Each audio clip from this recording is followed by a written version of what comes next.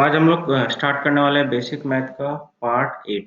और इसके पहले हम लोगों ने ट्रिग्नोमेट्री कंप्लीट कर लिया था और ये कुछ क्वेश्चंस दिए थे प्रैक्टिस के लिए, है ना। तो लास्ट क्लास में हम लोगों ने क्या क्या डिस्कस किया था, वो मैं देख लेता हूँ। एक तो फॉर्मूला कुछ डिस्कस किया था साइन टू थीटा से रिलेटेड, है ना। Sign to theta cos two theta या इसी का यूज करके आप थ्री थीटा भी आप निकाल सकते हो। एंड दो इम्पोर्टेंट फार्मूला जो कि बराबर यूज में होते हैं, एक तो साइन स्क्वायर थीटा आपको याद रखना है, 1 minus cos two theta by two, and cos square theta equal to 1 plus cos two theta by two. और उसके बाद थोड़ी बहुत इनवर्स की भी नॉलेज ली थी, है ना, कि हम लोग कैसे एंगल की वैल्यू निकालने के लिए इनवर्स का यूज करते हैं। तो चलिए अब हम लोग नेक्स्ट पार्ट स्टार्ट करने वाले हैं। तो ट्रिग्नोमेट्री तो आपका कंप्लीट हो चुका है और क्वेश्चन जो है आपको दिया हुआ है वो आप प्रैक्टिस कर सकते हो। अब हम लोग स्टार्ट करने वाले हैं कोऑर्डिनेट ज्योमेट्री, है ना। कोऑर्डिनेट ज्योमेट्री से ही हम लोग एंट्री कर देंगे किसमें, कैलकुलस वाले पार्ट में। कोऑर्डिनेट ज्योमेट्री का बहुत सारा पार्ट आपको ऑलरेडी पता है, बेसिक पार्ट है ना, क्लास 10 में ऑलरेडी आप पढ़ चुके हो, है ना। तो कोऑर्डिनेट ज्योमेट्री का सबसे पहले तो बेसिक यूज होता है वो क्या होता है, एक तो पोजीशन बताने के लिए यूज होता है ना। तो सबसे पहले तो हम लोग पोजीशन बताने के लिए यूज करेंगे, फिर यहाँ पे हम लोग क्या पढ़ेंगे, दो पॉइंट के बीच का जो डिस्टेंस होता है वो कैसे हम लोग निकालते हैं, है ना। और यहीं पे हम लोग आ जाएंगे स्लोप के बारे में भी जानकारी प्राप्त करेंगे कि स्लोप क्या होता है, और स्लोप से ही एंट्री कर देंगे हम लोग कहाँ पे, कैलकुलस वाले पार्ट में, डिफरेंशिएशन इंटीग्रेशन वाले पार्ट में हम लोग एंट्री करेंगे। तो ये सारी चीजें हम लोग कवर करने वाले हैं। तो सबसे पहले तो आता है क्या कि आपको बेसिक बेसिक नॉलेज है ना। क्या एक तो एक्सिस की है ना, एक्स एक्सिस वाई एक्सिस, ये आपका क्या होता है, ऑरिजिन होता है ना। कोई भी प्लेन में अगर आप एक्स एक्सिस दो लाइन ड्रॉ करते हो, दोनों परपेंडिकुलर है, ठीक है। तो ये चार पार्ट में डिवाइड करता है, ये भी आपको पता है, ये first quadrant, second, third, fourth quadrant होता है ना। अच्छा, किसी भी पॉइंट को अगर हमको दिखाना है ना, तो एक तो हम लोग सबसे पहले डिफाइन करते हैं क्या, ऑरिजिन। ऑरिजिन के रिस्पेक्ट में हम लोग क्या करते हैं, पोजीशन को डिफाइन करते हैं। तो मान लेता हूं मैं कि कोई भी पॉइंट है P और इस पॉइंट का लोकेशन को बताना है, तो हम लोग कैसे डिफाइन करेंगे, ये अगर एक्स एक्सिस ये वाई एक्सिस है, तो मुझे इस पॉइंट तक अगर जाना है और मेरे पास दो ही चॉइस है। चॉइस क्या है कि आपको पैरेलल टू एक्स एक्सिस जाना है या तो पैरेलल टू वाई एक्सिस ही मूव करना है।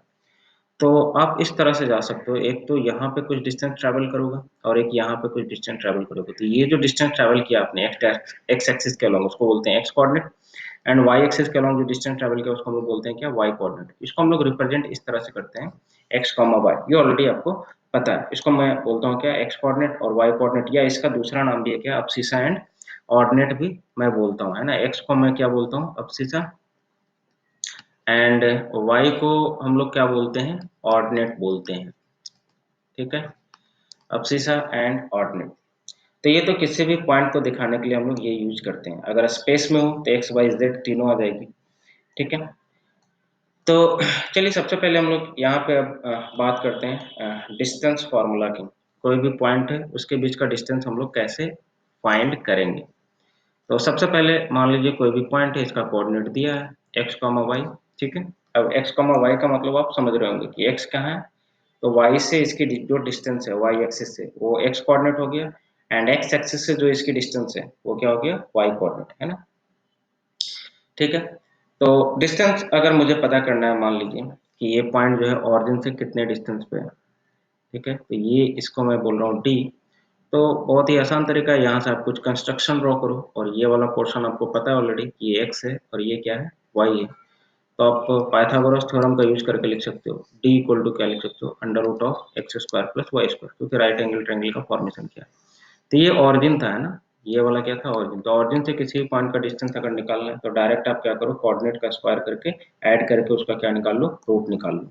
सिमिलरली अगर स्पेस में हो, तीनों कोऑर्डिनेट हो, तो तीनों कोऑर्डिनेट के लिए क्या हो जाएगा, x square plus y square plus z square, ठीक है। फॉर्मूला आपको बेसिक्स याद रखना है और आपको याद भी होगा।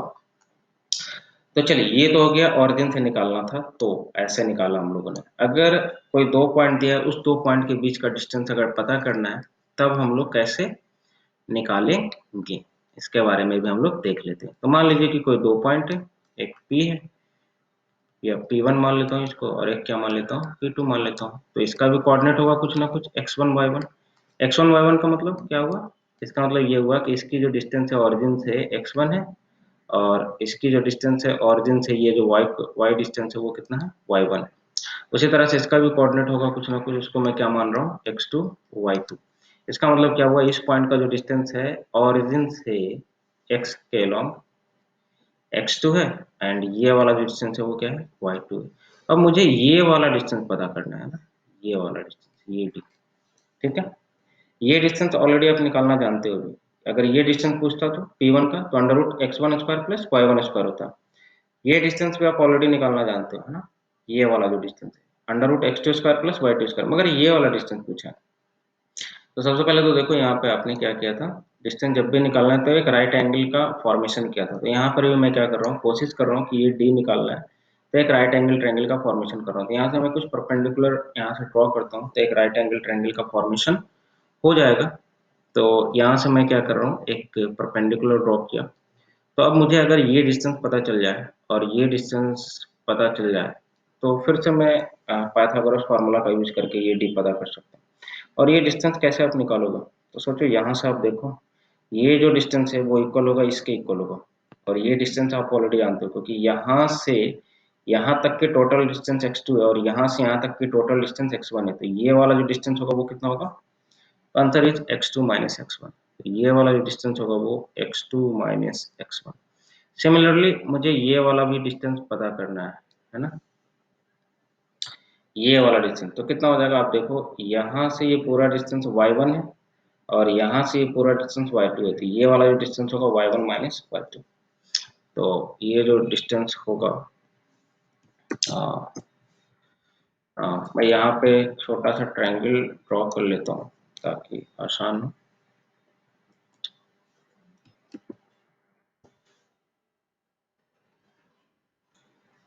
ये हो गया आपका d, ये आपका हो गया x2 माइनस x1, और ये क्या हो गया y1 माइनस y2। तो अगर आप d निकालना चाहो तो d इक्वल टू क्या लिख सकते हो, d इक्वल टू लिख सकते हो under root of x2 minus x1 का square plus y1 minus y2 का स्क्वायर, ठीक है। या आप इसको ऐसे भी लिख सकते हो, क्योंकि यहाँ पे x2 माइनस x1 है, तो मैं क्या कर रहा हूँ, माइनस साइन कॉमन भी ले सकते हो आप, है ना। कहाँ से, यहाँ से माइनस साइन कॉमन ले लो, तो माइनस का स्क्वायर फिर से क्या हो जाएगा, प्लस ही हो जाएगा। तो फार्मूला याद रखने में क्या होगी, आसानी होगी।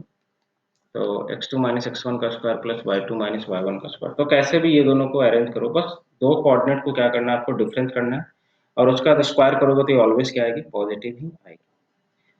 तो ये आपको ध्यान में रखना है। अगर तीनों एक्सिस को मिला दिया जाए ना, अगर स्पेस में हो कोई पॉइंट, तब आपको पता होना चाहिए कि तीन कोऑर्डिनेट आ जाएंगे। तो फिर यहाँ पे z कोऑर्डिनेट भी आ जाएगी, y2 माइनस y1 का स्क्वायर, एंड प्लस क्या आ जाएगा, z2 माइनस z1 का।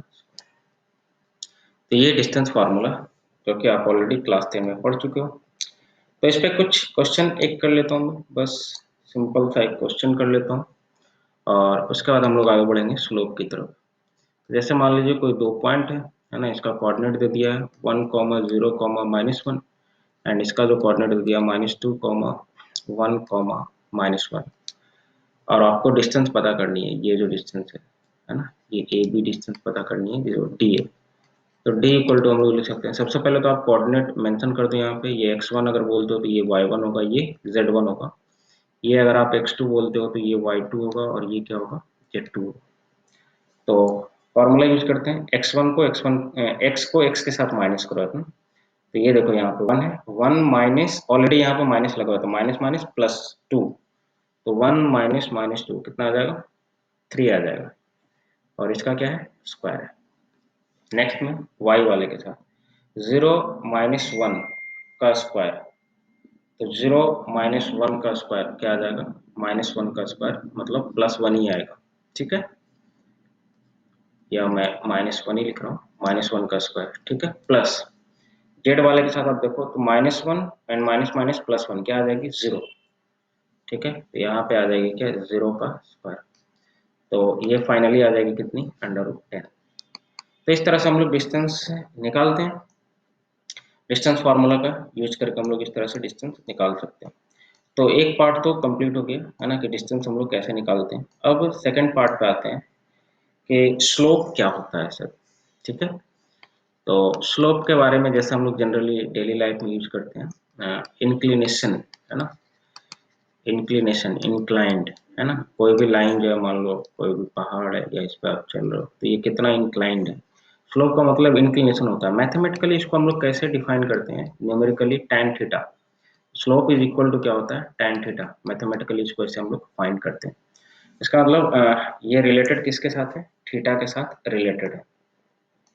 और tan थीटा के बारे में आपने ऑलरेडी ट्रिग्नोमेट्री में पढ़ चुका है ना, कि tan थीटा क्या होती है सर, पॉजिटिव भी हो सकती है, नेगेटिव भी हो सकती है। इसका मतलब स्लोप पॉजिटिव भी हो सकता है और नेगेटिव भी हो सकता है। यहाँ पे आपने पढ़ा भी था कि 90 डिग्री पे क्या होते हैं, अनडिफाइंड होते हैं। 270 पे क्या होते हैं, अनडिफाइंड होते हैं। मैग्नीट्यूड जो होते हैं वो क्या हो जाती है, बहुत बड़ी हो जाती है, इनफाइनाइट के इक्विवेलेंट हो जाती है। तो स्लोप भी क्या होगी, इनफाइनाइट के इक्विवेलेंट हो सकती है।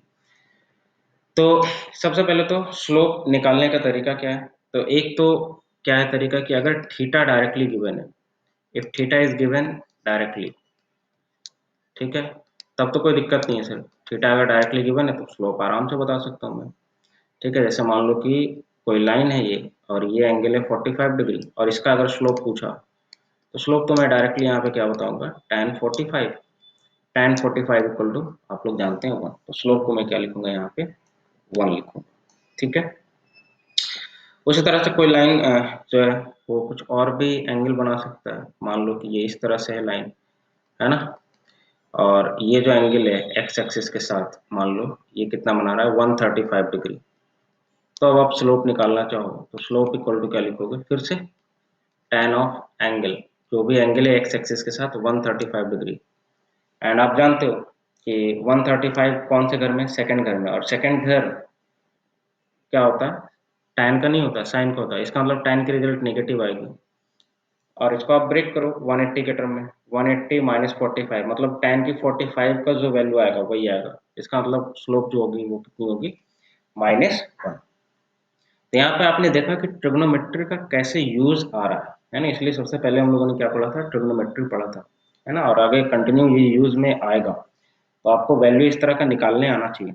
तो स्लोप आप यहाँ पे देख सकते हैं, पॉजिटिव भी हो सकती है, नेगेटिव भी हो सकती है ना। यहाँ पे हम लोग इस तरह से डिफाइन करते हैं। ठीक है, तो और किस तरीके से स्लोप निकाला जा सकता है, एक तो हो गया सर कि डायरेक्टली अगर एंगल दिया हुआ है तब हम लोग कैसे निकालेंगे, अगर एंगल नहीं दिया है तब कैसे हम लोग निकालेंगे। तो अब इस पे आते हैं कि स्लोप कैसे निकाला जाए अगर एंगल नहीं दिया है तो फिर से आ जाते हैं हम लोग, क्या कर रहा हूं मैं कि ये एक्स एक्सिस है, ये वाई एक्सिस हो गया। यहाँ पे मैं क्या कर रहा हूँ, 2 पॉइंट ले रहा हूँ मान लो, और इसका कोऑर्डिनेट है कितना, x1 y1, और इसका कोऑर्डिनेट है x2 y2। तो अगर एंगल नहीं पता तो कुछ तो देगा, है ना, ऐसा तो नहीं कि कुछ नहीं देगा। एंगल नहीं पता तो कुछ तो देगा। तो क्या दिया, कोऑर्डिनेट दिया। अब हमको क्या करना है, अल्टीमेटली स्लोप निकालना है। स्लोप का मतलब क्या निकालना है, tan थीटा की वैल्यू बतानी है। स्लोप का मतलब क्या निकालना है, tan थीटा की वैल्यू बतानी है। तो अब आप सोचो कि tan थीटा और कैसे निकाला जा सकता है। तो answer is tan theta sir निकाला जा सकता है राइट एंगल ट्रायंगल से, है ना। तो यहाँ पे फिर से अब हम लोग स्लोप अगर निकालना है इस लाइन का, तो हमको फिर से क्या करना होगा, राइट एंगल ट्रायंगल का फॉर्मेशन करना होगा। ठीक है, मतलब इसका मतलब ये हुआ कि ये जो लाइन है ये कुछ एंगल बना रहा होगा, है ना, ये कुछ एंगल बना रहा होगा हॉरिजॉन्टल के साथ। ठीक है, मगर ये एंगल गिवन नहीं है डायरेक्टली। ये एंगल अगर डायरेक्टली गिवन होता तब तो डायरेक्ट यहाँ पे निकाल सकता था, पर ये एंगल डायरेक्टली गिवन नहीं है। ठीक है, तो अब हमको निकालना है। तो सबसे पहले मैं क्या कर रहा हूँ यहाँ पे कि अगर राइट एंगल ट्रायंगल का फॉर्मेशन कर देता हूँ तो tan थीटा निकालना आसान होता है। तो मैं यहाँ पे कुछ कंस्ट्रक्शन ड्रॉ कर रहा हूँ। एक तो यहाँ से परपेंडिकुलर ड्रॉ कर रहा हूँ, ठीक है, एक यहाँ से भी परपेंडिकुलर ड्रॉ कर लेता हूँ, और एक यहाँ से भी परपेंडिकुलर ड्रॉ कर लेता हूँ। तो ये आप देखो एक राइट एंगल ट्रायंगल का फॉर्मेशन बनता हुआ दिख रहा है मुझे। ठीक है, और यहाँ से आप जानते हो कि ये वाला जो डिस्टेंस है अभी अभी मैंने किया था, निकाला था, तो ये क्या आया था, ये आया था x2 माइनस x1 हो जाएगा, और ये क्या आ जाएगा y2 माइनस y1 हो जाएगी। ठीक है, क्योंकि ये जो टोटल डिस्टेंस ये y2 है और ये जो टोटल है y1 है, तो ये कितनी हो जाएगी अब y2 माइनस y1। सिमिलरली यहाँ पे आप देख सकते हो ये पूरा डिस्टेंस है x2 और ये पूरा डिस्टेंस है x1, तो ये हो जाएगी x2 माइनस x1। तो अब tan थीटा निकालना आसान हो गया। tan थीटा हम लोग क्या लिख सकते हैं, राइट एंगल ट्रायंगल है तो आराम से निकाल सकते हैं। थीटा के सामने जो होता है परपेंडिकुलर अपॉन बेस, तो y2 minus y1 upon x2 minus x1। तो इस तरह से भी हम लोग स्लोप निकाल सकते हैं। अगर थीटा डायरेक्टली गिवन नहीं है तो कोऑर्डिनेट देगा, कुछ ना कुछ तो देगा, है ना। ऐसा तो नहीं है कि हम ऐसे भी निकाल सकते हैं बिना कुछ दिए हुए। तो थीटा गिवन नहीं है तो कोऑर्डिनेट देगा, तो कोऑर्डिनेट की हेल्प से भी हम लोग निकाल सकते हैं स्लोप की वैल्यू। ठीक है, तो इसका हम लोग ज्योमेट्रिकल मीनिंग भी समझेंगे कि स्लोप का मतलब और क्या होता है, कैसे हम लोग इसको डेली लाइफ में यूज कर सकते हैं। ठीक है, तो चलिए सबसे पहले कुछ एक न्यूमेरिकल्स कर लेता हूँ मैं, है ना। बेसिक्स है, एकदम सिंपल सा। कि मान लीजिए कि ये कोऑर्डिनेट है 1,2 और ये जो पॉइंट है -1,1 है। ठीक है, तो अब स्लोप पता करना है आपको, तो सिंपल सा फॉर्मूला है स्लोप का। स्लोप इक्वल टू क्या होती है, tan थीटा इक्वल टू क्या होती है y2 माइनस y1। तो ये देखिए, ये हो गई x1, ये y1, ये हो गया आपका x2 और y2, तो y2 माइनस y1। तो मैं यहाँ पे डायरेक्ट करूंगा, y2 का वैल्यू 1 एंड माइनस y1 -2, तो 1 -2 divided by x2 minus x1 -1 -1, तो -1 तो ये कितनी आ जाएगी -1 डिवाइडेड बाई -2, ये कैंसिल आउट हो गई तो +1/2। तो स्लोप हम लोग बोल सकते हैं क्या, +1/2। अब चूंकि tan थीटा का कोई स्टैंडर्ड वैल्यू आप नहीं जानते हो, है ना, +1/2 में, तो इसका आंसर हम लोग ऐसे भी लिख सकते हैं, थीटा इक्वल टू कितना हो गया tan इनवर्स 1/2, अगर थीटा पूछा तो। लेकिन अगर स्लोप पूछा तो आंसर कितना आएगा, यही, क्योंकि स्लोप तो tan थीटा ही होती है ना। तो ये इस तरह से हम लोग निकाल सकते हैं। ठीक है, अब कुछ यहाँ पे और भी चीजें हम लोग सीखेंगे। जैसे कभी कभी क्या होता है न्यूमेरिकली अगर देखा जाए तो, जैसे एक क्वेश्चन और लेता हूँ मैं। कभी कभी मान लो कि ये आ गया 1,1 एंड ये आ गई मान लीजिए 2,1। ठीक है, दो कोऑर्डिनेट अगर सेम हो जाए और यहाँ पे आपको स्लोप पता करना है। ठीक है, तो फिर से फॉर्मूला तो वही होगा y2 माइनस y1, तो y2 ये है ना, y2 और y1 ये, तो y2 माइनस y1 आप करोगे तो 1 -1 क्या आ गया 0, तो ऊपर में आ गया 0 divided by x2 minus x1, x2 ये और x1 ये, x2 माइनस x1 2 -1, 2 -1 कितना होगा 1, तो 0/1 कितना हो गया 0, तो स्लोप कितना आ गया 0। स्लोप 0 का मतलब tan थीटा 0, tan थीटा 0 का मतलब tan थीटा 0 का मतलब थीटा क्या होगी 0। इसका मतलब जो लाइन है वो क्या है, पैरेलल टू एक्स एक्सिस, तभी तो एंगल एक्स एक्सिस साथ 0 बनेगा, है ना। तो जब भी कोई पैरेलल लाइन हो तो उसका स्लोप क्या होगा, आंसर इज उसका स्लोप होगा 0।